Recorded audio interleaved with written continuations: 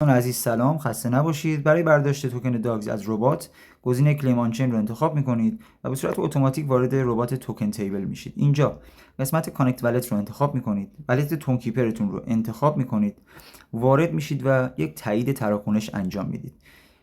خب برای تایید تراکنش قسمت کانکت ولت رو انتخاب میکنید، رمز رو وارد میکنید و بعد از تایید تراکنش ولت شما در اون ربات توکن تیبل متصل میشه همونطور که میبینید. خب اینجا مقدار کل داراییتون رو بهتون نشون میده و با انتخاب گزینه کلیم ناو در این قسمت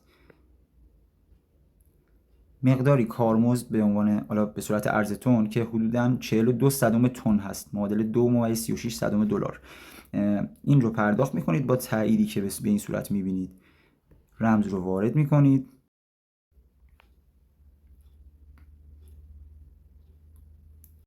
دوستان عزیز همونطور که ملاحظه میکنید توکن وارد شده روی ولت تون کیپر و فعلا به صورت آن وریفای و قیمتی هم که میبینید احتمالاً قیمتی نیست که در واقع باهاش روبرو خواهیم بود. فعلا صبر میکنید تا ساعت 15:30 قیمت گذاری انجام میشه و اونجا حالا خرید و فروش و معاملات هم آزاد میشه و احتمالاً روی سواب تون کیپر هم خیلی آسون قابل تغییر وضعیت هستش و آموزش بعدی رو ما حالا تا به محض اینکه حالا وارد فاز بعدی بشیم براتون قرار میدیم. مرسی از این که همراهی کردید.